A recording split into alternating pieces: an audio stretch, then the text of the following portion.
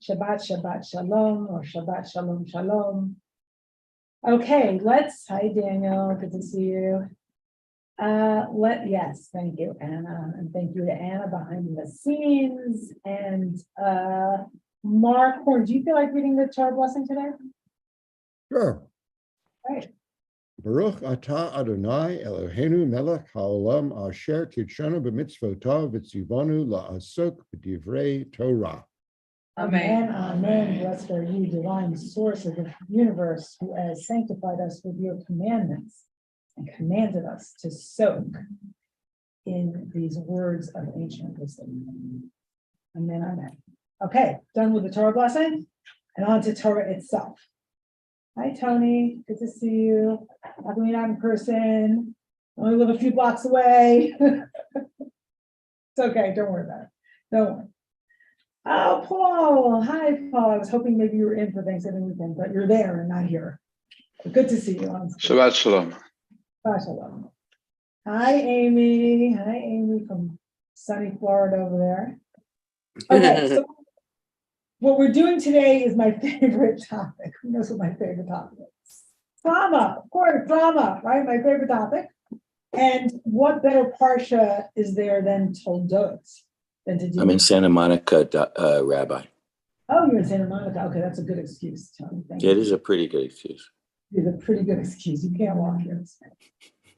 So, so this is the parsha in which Esav, Jacob's brother, gets tricked out of his blessing, or the blessing of the elder son. And Rebecca plays a huge role in that, or orchestrates that. And what we're going to look at is that how this drama/trauma has antecedents. Remember the owl. Are you gonna have this? Yes. Gotcha. Let's keep it down a little bit. Yeah. The trauma drama has antecedents, we will see, and then echoes later on. So one understanding of trauma, those of you who are psychologists and psychiatrists might want to add things in the chat about this and help me out, is that the body can't hold the experience, right? It's too shocking, right, to really process that experience. And so the processing gets sort of deferred and expresses itself in time again and again. Right, so what the body can hold in the moment gets worked out over time. And we see that within the life of Jacob. It will get repeated, these dynamics will get repeated again and again. And we also see it cross-generational. So I hope that's clear. And feel free to add comments and questions and other information in the chat. Please let those know at the table that there even quiet murmuring is picked up and blocks the speakers to the Zoomers. Everyone at the table, do you hear that? No quiet murmuring. But yeah. No quiet murmuring. Hello. Shabbat Shalom, everybody. Shabbat Shalom. Okay, thank you, Amy. Okay, here we go. I'm going to share my screen. This is it. Okay. Do people see the source sheet? Great, thank you, Asha. All right, I'll start reading at some point. I will ask Asha to step back. So there's a couple sort of texts that give us some background about what's to happen. I've included some of them, not all of them. I'll refer to some of them. And the first one is Rebecca's pregnancy. So we start off here with Vayitrotzitzu habanim b'kirbah. So in her pregnancy, and remember she was barren for 20 years, Isaac prayed for her to become pregnant. She did become pregnant. God listened to Isaac's prayer. And then she's having this difficult pregnancy. What's going on? And as you can imagine, and I've read a little bit good about this, in ancient times, like, being pregnant with twins was considered and was very dangerous. So what's going on in her pregnancy, right? Im ken lama ze anochi v'telech l'drosh Adonai. The children almost crushed one another inside her. So this word, but Yitzhak sounds like running and is related to that root, but it also has a different root, ratzatz, and has violent overtones, as I spoke about this in my sermon last night. It can mean crushed or bruising or to break into pieces. I can find what you want to say.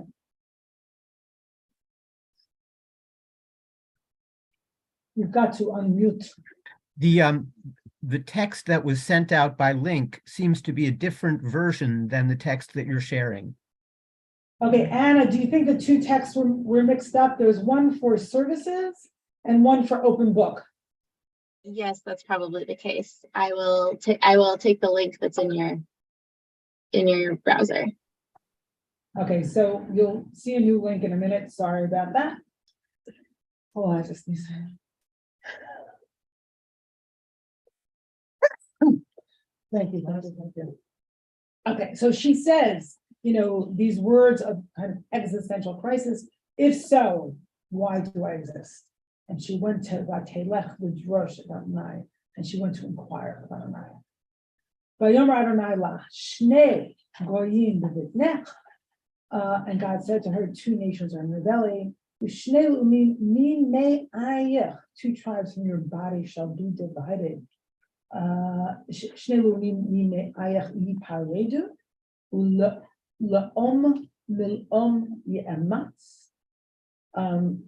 shall be mightier than tribe. Elder shall be servant to younger. So now it's interesting. This is an oracle, right?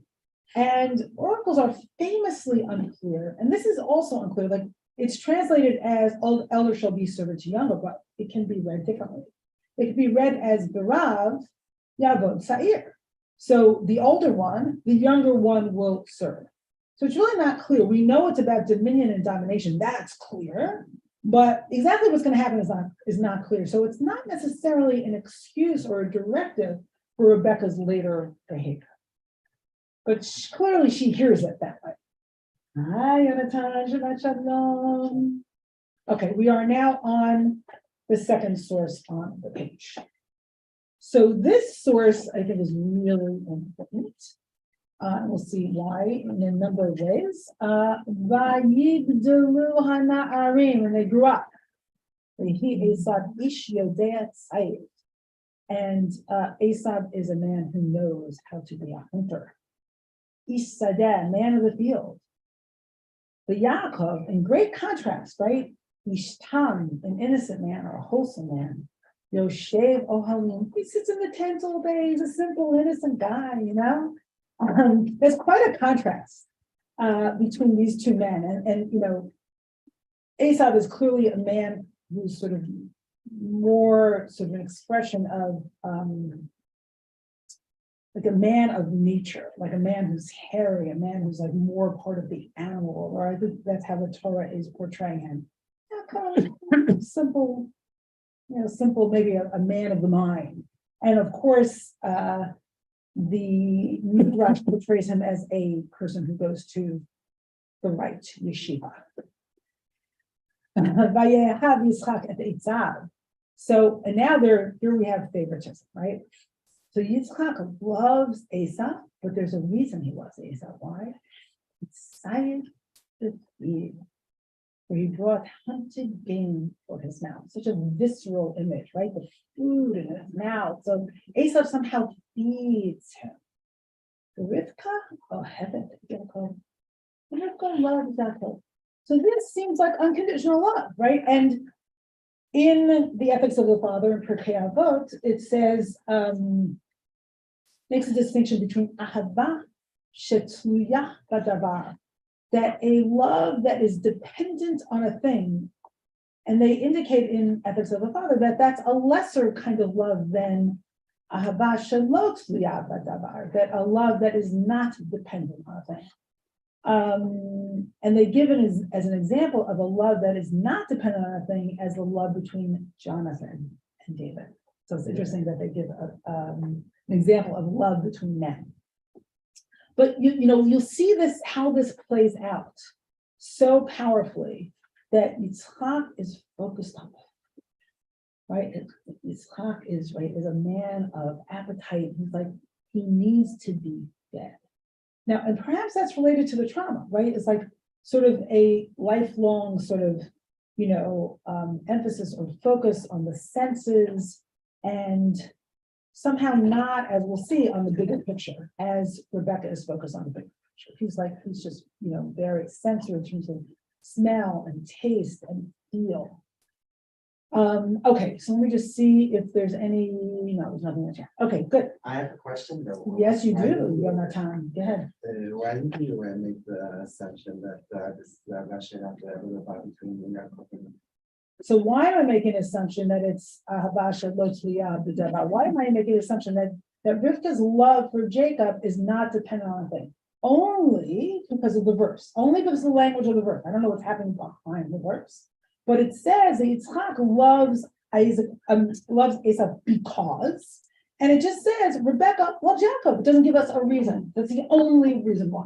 Then you might make an argument from the rest of the chapter that there is a reason Rebecca loves Jacob more. I don't know. But I'm is just, there- what? No, I'm wondering if there's a commentary interpretation where I can't I'm even- wondering if there's an interpretation or commentary where unconditional love is necessarily connected with no reason for love. Because, Not one that I know of. okay, no, it's interesting. But let's see how that love question unfolds throughout the text, because it certainly does. Okay, so now the passage that I didn't include, which is also very relevant, it's too much for today, is the passage where Esau sells his birthright because he says he is going to die of hunger, right? And he says, give me some of that red stuff, like these adashim, these red lentils, give me some of that red stuff, ha'adom hazeh. Otherwise I die. And Jacob who is eating the red stuff says, I will if you sell me your birthright. So that's also a prelude to what happened. And it's also interesting, not only because Jacob is such a strategist there, or maybe manipulative, you might say, but there's this thing where Esau is focused on the moment and Jacob is focused on the long term. Rebecca is focused on the long term and Isaac is focused on the moment, right? There's that tension, those two factors that play out and actually make possible this whole plot, right? This issue with time and the senses and the focus on the senses and the food, as opposed to understanding the big picture and manipulating it.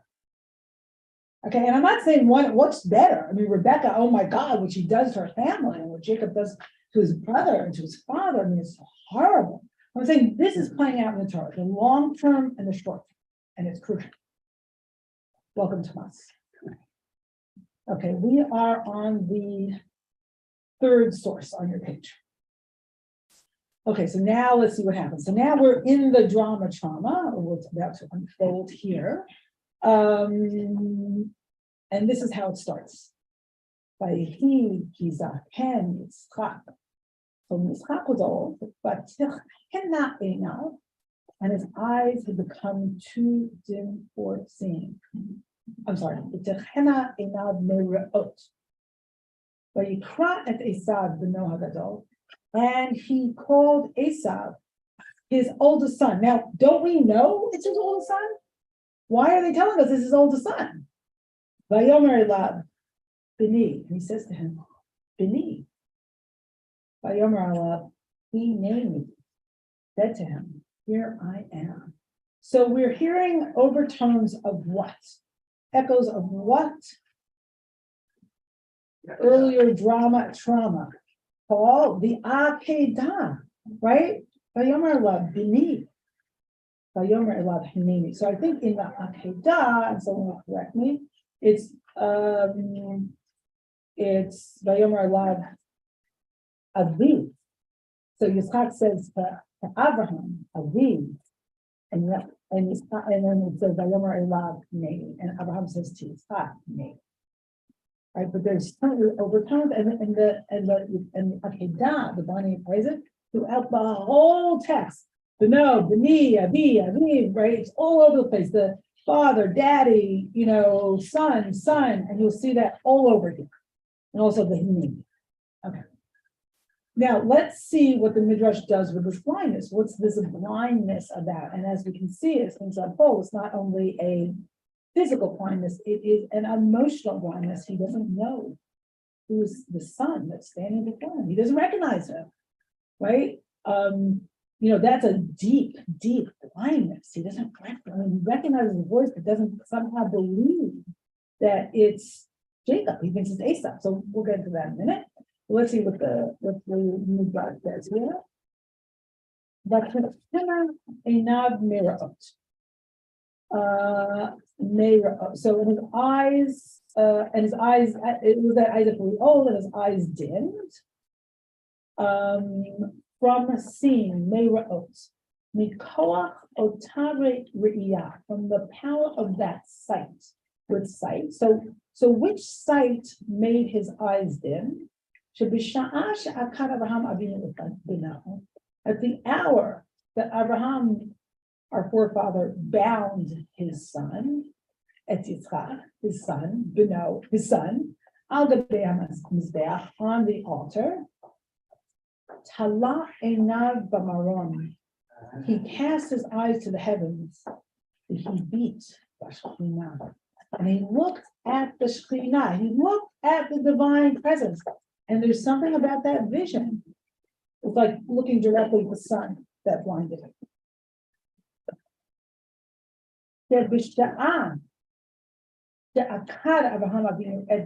Now here's another interpretation. At the hour that he bound Abraham, our father Isaac, his son, the ministering angels died. And those tears fell from their eyes into his eyes. The Hayu Rishumot. So the ministering angels, when they cried, that left impressions or traces in his eyes.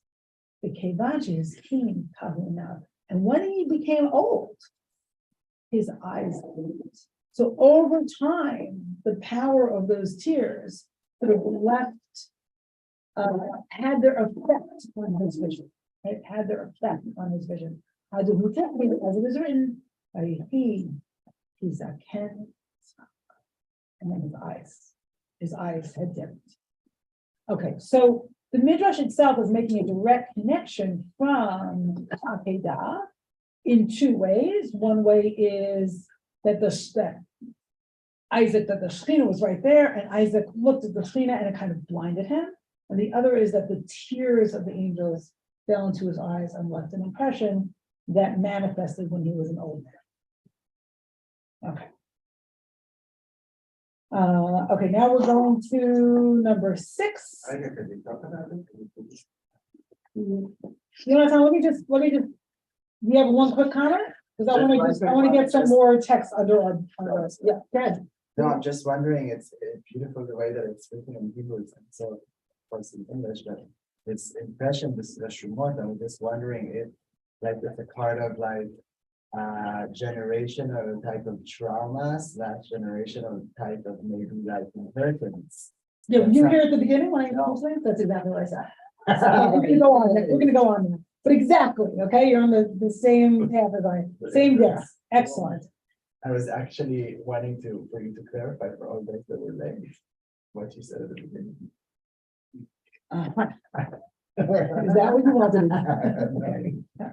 Okay, Prima Gottlieb says, from the lamp of God, a beautiful book, Isaac was said to have been blinded not only by the flames of the sacrifice, so that's not in the middle that we looked at, so he was also blinded by the flames of the sacrifice, of which he was almost a part of by the Shekhinah that appeared to him on that occasion. And then she says, some types of darkness and blindness are indicative of an excess of light. If you ever look inadvertently at the sun, right, and it's like you have to look away and there's this kind of darkness that comes over your eyes. And so the same thing, similarly, we're looking at God. With the illuminated face of Moses, right? With the illuminated, nice, Tomas. So Tomas is making the connection to when Moses came down the mountain for the second time and the people could not look at his face because it was so bright. And he had to veil his face. It's quite an image, right? Nice. Okay, so now Let's go on with the drama, back to the drama, that was commentary, back to the drama, drama/trauma. This is, continuation. Vayomer, okay, this is what Isaac says. Hine nazakanti, behold, I've gotten old. Lo yadati yomoti, I don't know what day I'm gonna die. Verse 3. Va'ata sana chelecha tayecha v'tashtecha. So now pray, pick up your weapons, your hanging quiver and your bow. Go out into the field. Go out into the field and hunt me down some hunted game. Sudali Sayed. Interesting. There's just like a lot of alliteration there. 4. The aseli matamin kasher ahavti. And make me a delicacy. You'll see that the word matamin again and again, that word for delicacy. Repeated again and again. Kasher ahavti, as I love. There again is that love. So what does Isaac love exactly? V'haviyali v'ochela, and bring it to me and I will eat it. Why? Ba'avur tivarechacha nafsi, so that my soul can bless you before I die. Now, my chavruta and I, Rabbi Sharon and I were talking this morning about, wow, and I never noticed this before. It was like really sort of, open something up here. Like, why does he need to eat before he blesses? He says he needs to eat so that he can bless. So what does that say about the state of blessing, at least for Isaac, which is like it's a bodily experience. He can't bless. He knows what the blessing is. Or he knows he needs to bless, but he needs to eat before he blesses. Right? His soul needs to be nourished, or his body needs to be nourished in some way to go into that state of blessing. So then Sharon said, oh my God, my brother gave a sermon about this, or at least partly about this last night. And Sharon, are you there? Do you want to read part of it? Hi, sure, I'm here. Hey, I'm going to stop my share. Okay, so this is from my brother, Rabbi Stephen Cohen in Santa Barbara. Part of the drush he gave last night. Hold on. Okay, just on this point. The story of Isaac and his sons is all about the challenge of giving a blessing and the possibility that it might go wrong, beginning with the food. It is striking that Isaac does not simply call to Esau and say, Esau, my son, come here and let me bless you. If he had said that and blessed him, the entire story would have ended right there, with no deception, no family crisis, and no Jewish future. But Isaac asks Esau to feed him the delicacies that Esau cooks so expertly. Isaac knows apparently that this important blessing will arise out of Isaac's own visceral sensory experience. When his son feeds him, in that moment, a connection is established, as when a mother nurses her child. Isaac has learned that as they both get older, a child can feed the parent. In Isaac's understanding, a deep and true blessing will flow forth from his own soul to his child when he feels his son feeding him, a flow of love and gratitude. In his initial request to Esau, Isaac is setting up a kind of eating meditation in which the eating will bring him into a special blessing state of mind. How do we enter a blessing state of mind? Isaac understood that one way or another, blessing requires a deep visceral connection of love between two people. We must first love and then bless. I'll stop. Amazing, amazing. So you see, the way things unfold for Isaac is so profoundly visceral, so profoundly of the body. And how we'll describe Rebecca in contrast with that is a really interesting question. Is she not of the body? I don't know. Okay. I'm going to take a few quick comments. I want to do some more text and then I'll open up the conversation. But Beth on Zoom and then Paul in the room. Shabbat Shalom. I'm so touched by this reading. It reminds me so much of an experience I had with my father of blessed memory about 6 months before he died. He was in a nursing home and I was helping him get settled for the night. And I put something under his knees to ease his lower back. And then I was just kind of tucking him in, a lot like the way he used to tuck me in and read me a story when I was a little girl. And it was so sweet. And my dad started crying when I was tucking him in. And he said, "You're taking care of me." And I said, "Of course I'm taking care of you, Dad, of course." And he said, "I'm supposed to take care of you." And I said, "No, we're at this stage in life where it's my turn that I do for you." And it was just one of the sweetest moments I had with him in the last couple years of his life. And it was just a complete and utter blessing. It's just one of my most precious memories. DeBarty. Beautiful. Thank you so much. Wow. Okay. Paul in the room, and then Tomas, Elisheva, and Daniel, and then I'm going to go on. So if you raise your hand after that, know that I'm going to get you later. So along those same lines, it's a beautiful moment between Isaac and Esau. It is or was a moment that Abraham and Isaac never had together.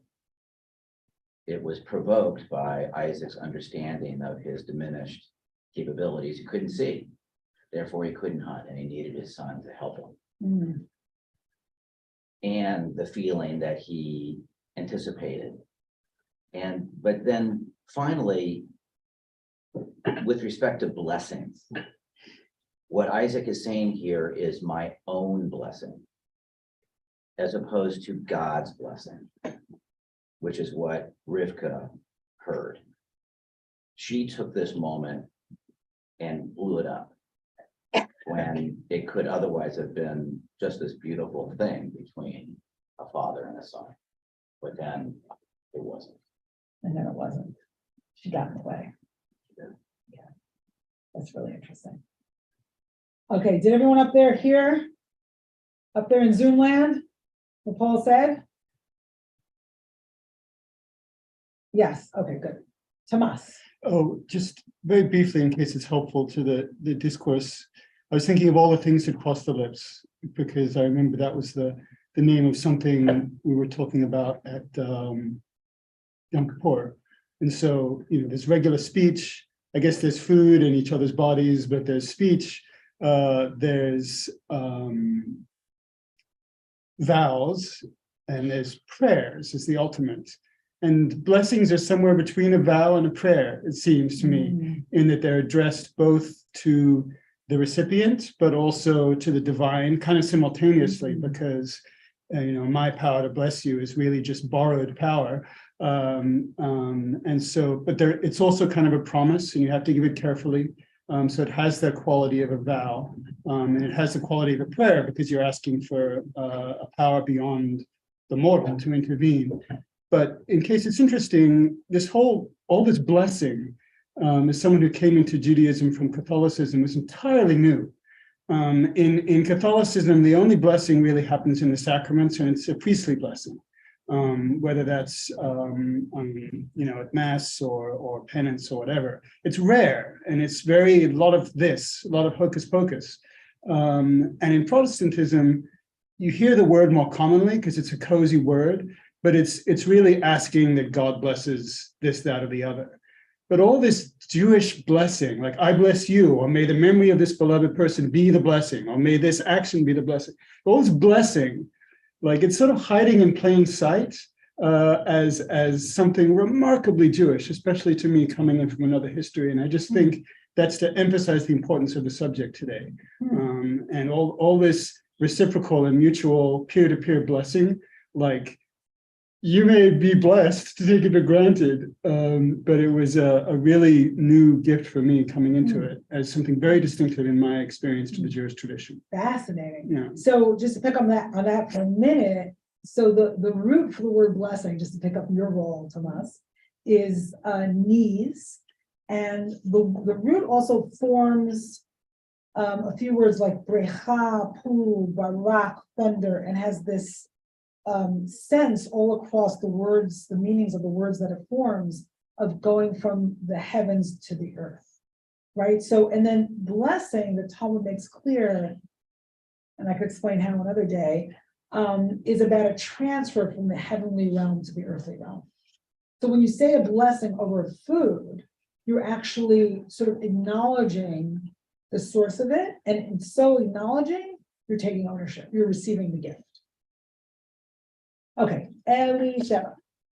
Okay, I want to follow on that path, Rabbi, but I also want to say, apropos Beth's really tender sharing, when my dad was in the hospital, there was this moment where I was with him and he rolled over and his gown exposed him, and he looked at me and he said, huh, kind of biblical, isn't it?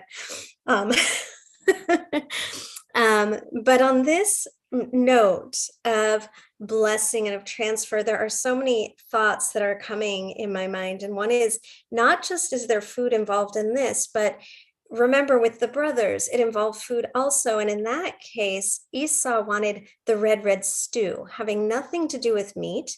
And in our culture, you know, women are associated with food. So how fascinating that we have, in this case, it's all men and food. And even more importantly, if we think about it, Abraham possibly didn't receive a blessing from his father. Although God says to him, go where I tell you, you'll get a blessing. Terach says, we're leaving, let's go, right? And what does Abraham do with his son?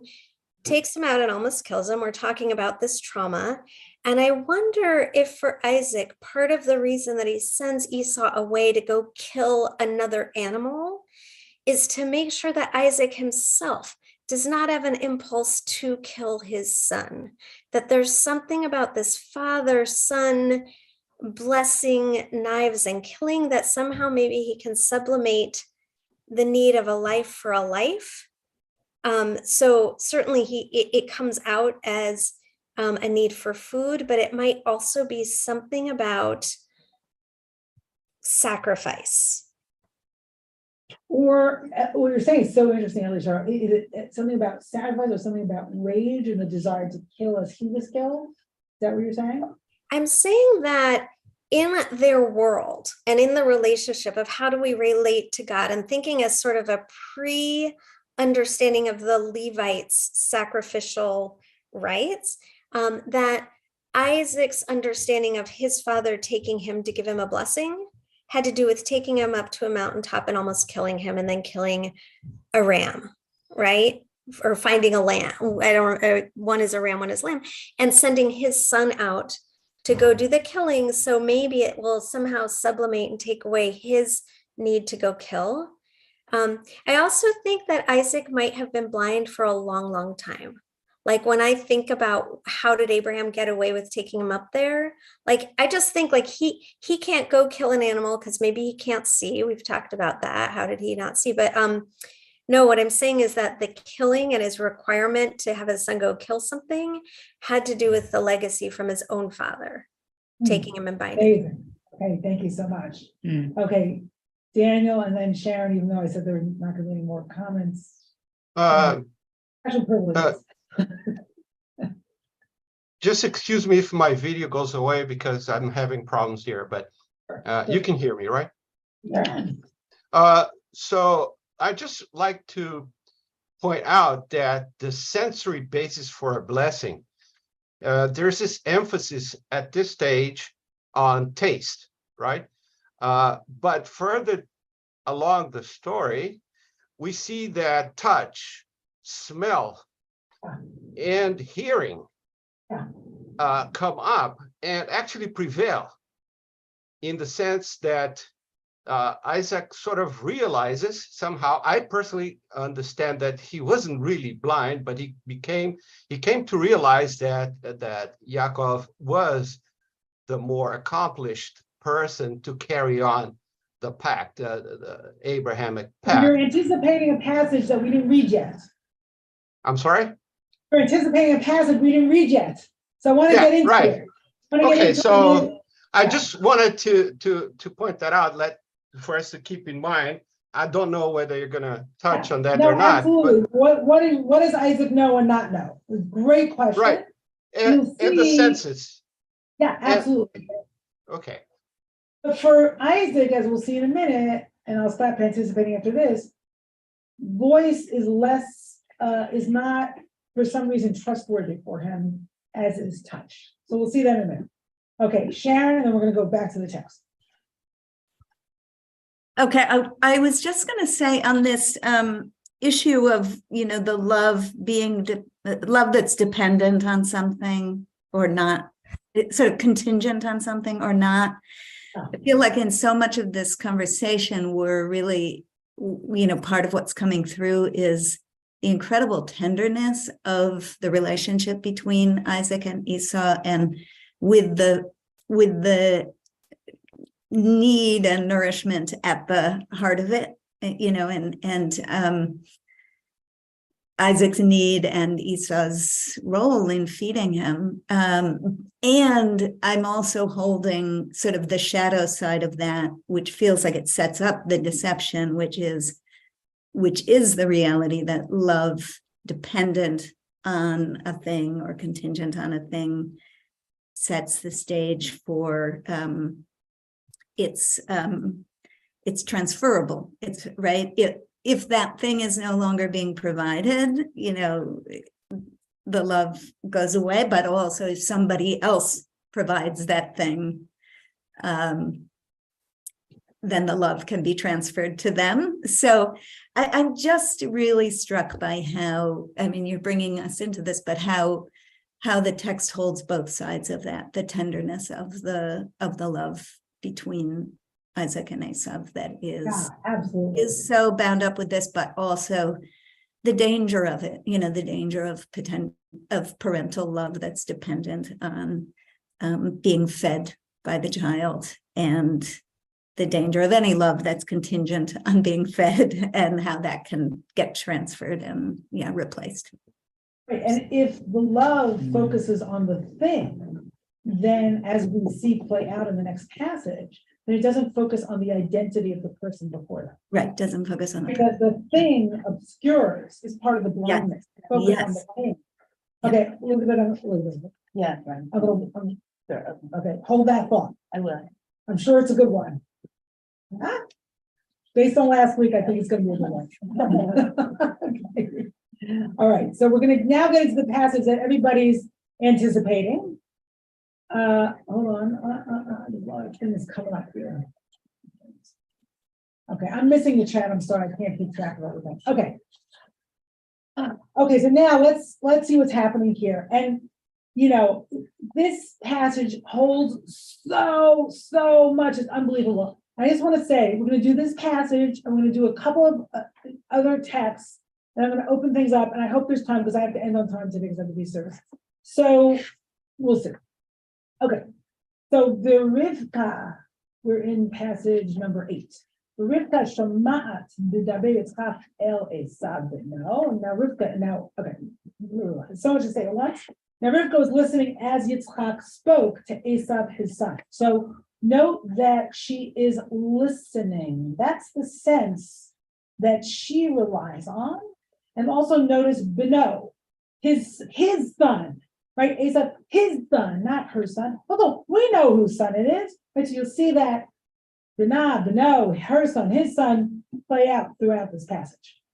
Vayelach Esav hasadeh latzud sayed lahadi, and Esav wanted to do fields, hunted game to bring to him. So this image of Rivka listening, so she's listening to sort of, as we'll see in a moment, to strategize, right?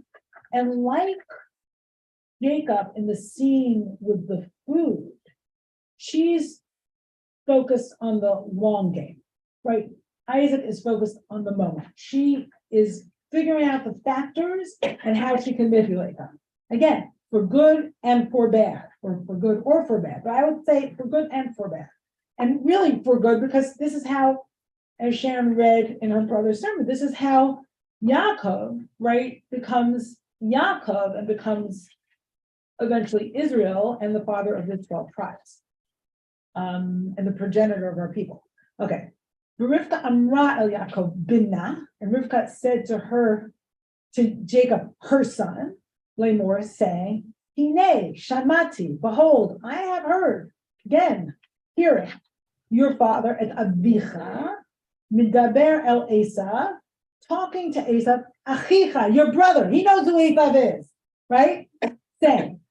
So there's all this identifying of who's who, which again is an echo of the Akedah, right? Son, father, son, father, son, father. Like it's almost like the text is insisting on these identities because somehow they're being threatened, or that's the feeling I get.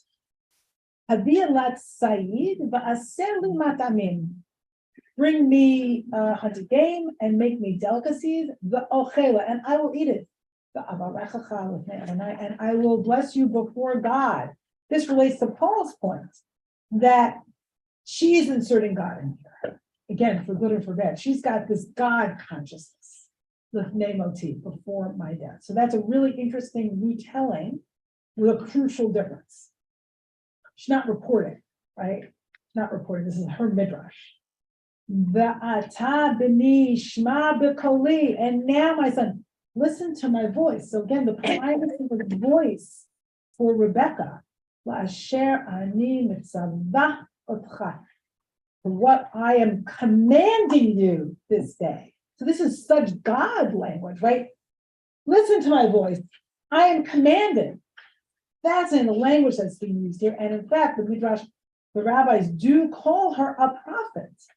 Lechna el hatzon, the kachli mishan mishan gisham shnei gidiyei izim tovim ve'eseh otam matamin la'adicha ka'asher ahev. So now, I'm sorry, pray, go to the flocks and take me 2 fine goats, kids from there, and I will make them into a tasty dish for your father, such as he loves. So again, for your father, again, the use of matamim, delicacies, and also that word for love there. You should bring it to your father and he will eat. The abur, so that Asher Yivarechacha with Nemoto, that he can bless you before his death. No food, no bliss. Vayomer Yaakov el Rivka imo. And so Jacob says to Rebecca, his mother, Hein Esav achi ish sa'ir. So my brother Esav, again as if she didn't know who he was, is a hairy man. Va'anochi ish chalak, and I am a smooth man. And it's interesting, we were looking at chalak this morning, smooth, and it doesn't only mean smooth, but it has overtones, I think, for mockery. So that's interesting. Or seductive or deceptive. Smooth has association with mockery, is like we say now, That's that he's really smooth, like it's not trustworthy. but he's saying that about himself. Yes, he is. Yes, he is. Ulai, because he's already been pretty smooth with Esau. Ulai yinushuni avi v'hayiti be'inav k'nefetzeh. So maybe my father will feel me. That sense, Daniel was talking before about all the senses. That sense, he will feel me, and I will be in like a mitapeh, like a trickster in his eyes. The heiveti alai chalach, and I will bring upon myself curse, the low, bracha, and not blessing. Okay, so what's his concern? His concern is not about dishonesty. It's not about deceiving his father. It's not about manipulation. It is about bringing upon himself curse. That's his concern, right? Not the moral dimension, not exactly what we want in a forefather, but that's what we get. But Tomer lo imo, and his mother says, Alai hilalatcha b'ni, ach shema b'koli lech. And his mother says to him, your curse shall be upon me. Hold on. Just listen to my voice. Again, listen to my voice and go take it for me. So he went and he took it and he brought it to his mother. Quick, verbs in quick succession. the ta'as momat amim, he made, and his mother made the delicacy, kasher, ahev aviv, as his father loves. But tikach Rivka et pidei Esav bina, and Rivka takes the clothes of Esav, her son, now her son, Hagadol, the oldest son, Hachamudot, the precious ones, Asher ita babayit, that were with her in the house. A strange phrase. But Tabesha Yaakov, and she dressed Yaakov, Binah Hakatan, her younger son. Younger, older, son, love, right? It was like, again, all these overtones of the Akedah, not so much with the older and the younger, but with all these identifying words. The et orot gidiyeh ha'izim halbisha el yadav, and the skins of the goats she used to sort of dress up his hands. The al chakat savarav, and on the smooth skin of his neck. Wow, it's so visceral and detailed. But he tenet hamatamim ve'et halechem asher asta b'yad Yaakov b'nah, and she gave the delicacies and the bread that she made in the hand of Yaakov b'nah, in the hand of Yaakov, her sons. Okay, so let's do the deception before I get to any hands. I'm going to do this deception and then one more text, and then we'll see if there's time to open them up. Pastor Chaim, are you ready to read? Because my voice is getting tired. We're in source 9. Thank you. Let me scroll down. Vayavo el aviv, vayomer avi. He came to his father and said, Dad. Vayomer hineni, here I am. Mi ata beni, who are you, my son? Vayomer Yaakov el aviv, anochi Esav bechorecha, asiti kaasher dibarta elai. And Yaakov said to his father, I am Esav, your firstborn. I've done everything you commanded me. Humna shiva, v'achla misedi, ba'avur tevaracheni nafshecha.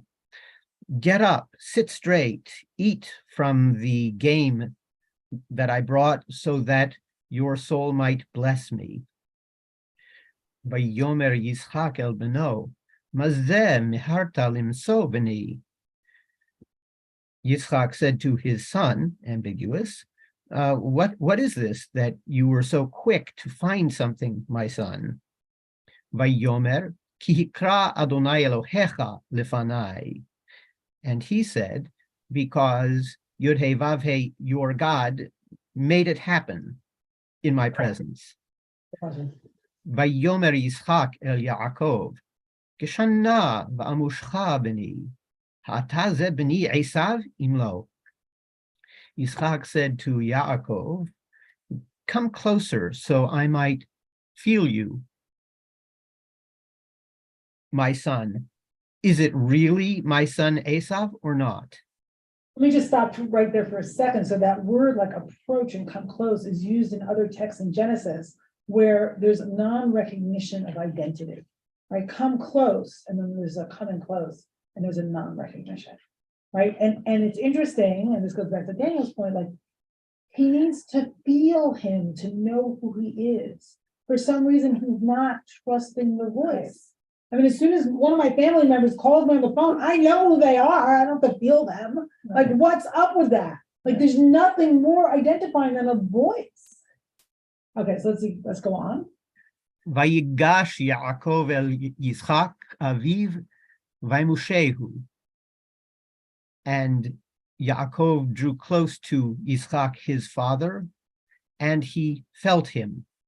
Vayomer hakol kol Yaakov. And he said, the voice is the voice of Yaakov, but the arms are the arms of Esav.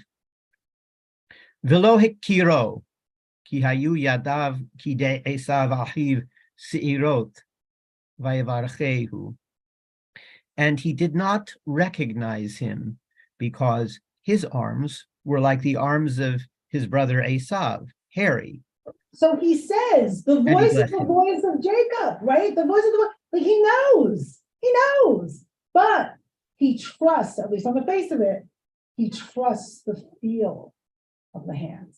And he trusts that sense more than others. Now, when we were talking this morning, Sharon and I about this is like, we can only imagine how much the Akedah hurt his ability to understand who the person before him is. Like if your father is trying to kill you, how could he be your father? And how could you ever trust who anybody is again? So he seems to not trust voice anymore. Or maybe there's some mechanism of identity that's been damaged and interrupted, and he's lost that capacity. Okay, so let's go on. If I may, Yeah, in the context of adult children's experiences of their parents in that moment of fragility, is as if Yitzchak needs to hold on to something because he's feeling so fragile. And he trusts what he can hold on to. Yeah, absolutely. And I'm just thinking about identity, and we were all talking, some of you were talking about your parents. I was thinking about my mother who had Alzheimer's for years before she died. She knew who I was until the day of her death. And that meant everything to me. It was like so important that she knew. I remember the time before the last time I visited her when she died. Someone said to her, "Who's that?" Pointing to me. And she goes, "Mi-iha, my daughter." And I was like, oh, it's just such a gift. Okay, let's go on. Vayomer, ata ze b'ni Esav? Vayomer, ani. He said, "That's you, my son Esav?" And he said, "Me." So it already says he blessed him, but he's still asking, is it you? Like Daniel said, somewhere he knows. Somewhere he knows, and maybe he doesn't want to know, or he pretends not to know. Not clear. Okay, go on. Vayomer, hagisha li ve'ochela mitzed b'ni lema'an tivarechecha nafshi. Vayagesh lo vayochal, vayave lo yain vayesht. And he said, "Bring close to me that I might eat from the hunt of my son, so that my soul might bless you." And he brought for him, and he ate, and he brought him wine, and he drank. The trope is accenting that. Vayomer elav Yitzchak aviv, Geshana ushkali v'ni. And Yitzchak, his father, said to him, "Draw close, please, and kiss me, my son." Vayigash vayishak lo, vayarach et reach begadav vayivarchehu, vayomer re'ei reach b'ni k'reach sadeh asher berecho Adonai. And he drew near and he kissed him. And he smelled the smell of his clothing, and he blessed him, and he said, "Behold, the smell of my son is like the smell of a field blessed by Yud-He-Vav-He. V'yiten lecha ha'Elohim mikal hashamayim u'mishamnei ha'aretz v'rov dagan v'tirosh." May the God give you from the dew of heaven and from the fatness of the earth, and lots of produce and produce. Ya'avducha amim v'yishtahavu lecha le'umim, heve gvir le'achecha v'yishtahavu lecha b'nei immecha, orerecha arur u'mevarechecha baruch. May nations serve you, and may nations bow down before you.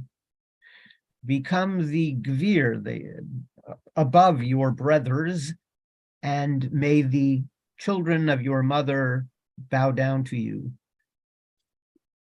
Cursed is the one who curses you, and blessed are those who bless you.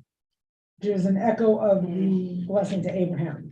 Okay, so a couple more quick things, and I'll take just a few comments. So one is the next scene, which we're not going to read, we're just going to go to one. The next scene is where Esav discovers that his brother has stolen his blessing. And Isaac also discovers that his brother had stolen Isaac's blessing, and Isaac trembles, this terrible tremble of like terror, right? And then Esau says this famous heartbreaking line in verse 38. The Yomer Esav el Aviv, and Esau says to his brother, do you only have one blessing? One blessing? Barcheni gam ani avi. Bless me too, Father.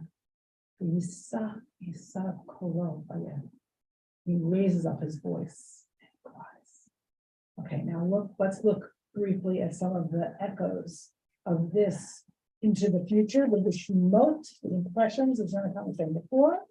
So when Jacob sees Rachel for the first time, he kisses her. I hope it was her with her consent. Vayisak the kolo, and he raises up his voice and cries. Like same words used for Esau's crying. So is in a moment of emotion is somehow, the return of the repressed, Esau's feelings and what he did to his brother returning to him, possibly, especially if we keep in mind that he would be tricked, just as he tricks his father, but with an older and a younger, because he wants to marry the younger woman, Rachel, and instead he gets Leah, and he's horrified, right? It says It's his due. it's his due, right? And let's see. Okay, if you look at verse 25 in source 13, like he baboker, and it was in the morning.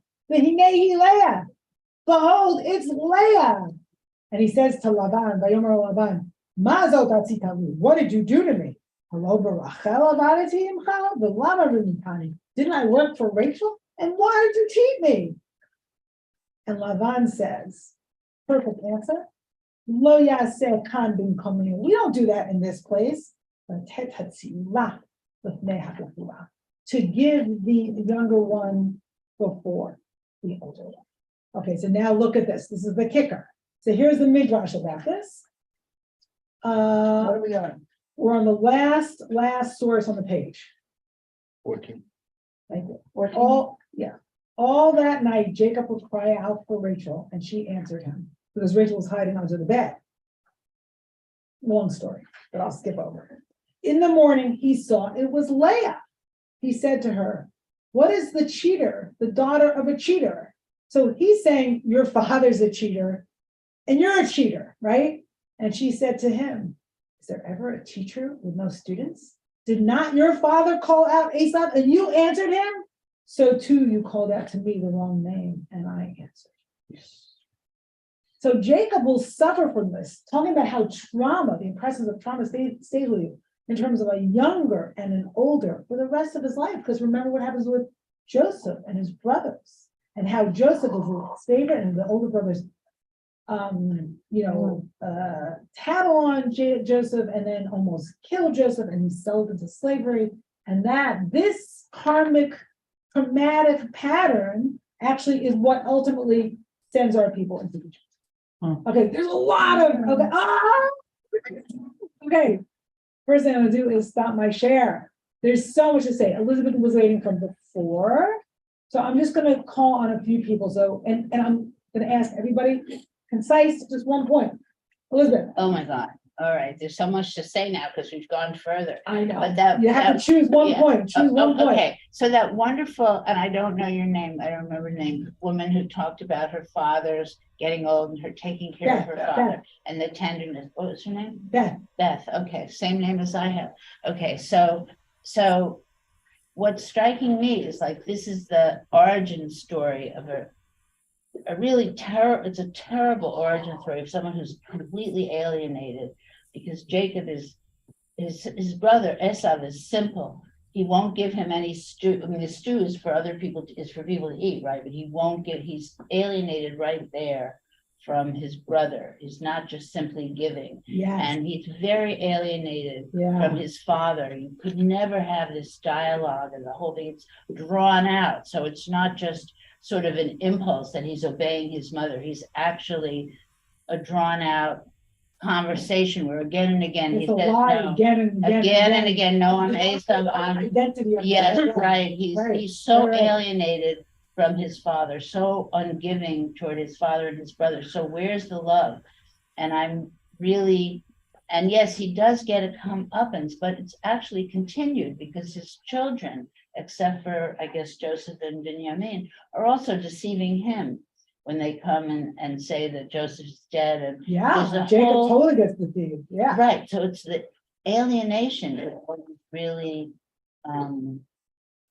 striking me, that this is not really, he's very clever. He does that thing with the sheep and all of that, but he's Profound alienation around identity, right? The ground of our being. Who are we without who we are? and relationship. He's sort of Yes, a, he's yeah, a let bad, me go on, he's let a me bad go on. man. Okay, I got it. Okay, there's lots of hands. Okay, okay, Alina, Batya, and then I'm gonna pick two hands. You didn't and see me, you didn't I- see me behind. No, you spoke before, sorry, no doubles. Oh, Alina. Oh my God. Sorry at that time. I just want to say, what is this story that the Jews are telling about ourselves and our karma? And this overriding story is this, I asked myself lately a lot, what is the source of such, hatred of Jews and all that? This is almost like, it's almost like, is it all in this? I mean, this is, why are we telling this story? Why are we telling this story? Yeah, Great question, not gonna answer it. of course. Too big, Yeah. Batya, quick. Right. So I used to wonder why Rivka didn't get any blame for what she did. And then sitting here, when I first came, I said, oh, she was told when the boys were in her womb what the situation would be. Yeah. So I believe that she was going in accordance to that when she made sure that the elder. So you might say she was listening to God. The elder would serve the younger, Okay. and that's what she Excellent. arranged. Okay. Okay, I see there's 62 comments in the chat. And I don't know what's happening behind the scenes. I'm having a lot of FOMO, but I can't read it. What can I do? Okay, Paul.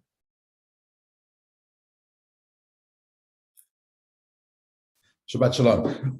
Yeah, I think rather than talk about it being a dependency when someone shows up to feed someone, it's the path to intimacy. It's intimacy. And I keep thinking about this, we live in this time when we're so distanced from people, and I'm really feeling it personally now. For the past 2 years, I've been able to be with my mother every week because I was there in New York, close by her. And now I try to create this intimacy through a FaceTime call, and it's not the same. When things are difficult, not just infancy, not just old age, when someone's sick or when someone is mourning, we show up, and that physical presence creates the intimacy that we need. Yeah, there's nothing like in-person intimacy and knowing who the person is who's standing before you. I feel sick that I have to go leave services and I can't stay. So I'm going to end with just one thought. I'm really sorry. I can't call on everybody today. I noticed before in Nehemiah's frame, this light, and I literally had to turn my eyes away. It hurts to see it. And I also noticed it in Paul's frame. And there's like in some of their, just like your little Zoom boxes, there's this overwhelming light. And I took care of it. I took care of it. You can see me. No, this is part of the blessing. Nehemiah was good. Yeah. You can see my own light, but you can't. But you can't hear my words because you don't have time. All the senses. So now I feel like you're mad at me, but I'll have to live with it. This overwhelming light that hurt Yitzchak, right? Is according to the Midrash, an overwhelming sort of, the tears of the angels and the light of the Shekhinah, and that when we don't have a capacity to take in whatever's happening in the moment, whether it's light or it's horror, it's trauma, that somehow gets replayed in our lives, right? And maybe it damages us. Or maybe it leads to, compulsive repetition in our behavior. And so I want to bless all of us with capacity to take in. And what can give us capacity to take in? And that's what I wish us this Kodesh of Kislev, this darkest month of the year. May we be able to kind of sort of go deep into the darkness and come out again for life. So Shabbat Shalom, everybody. Do some work.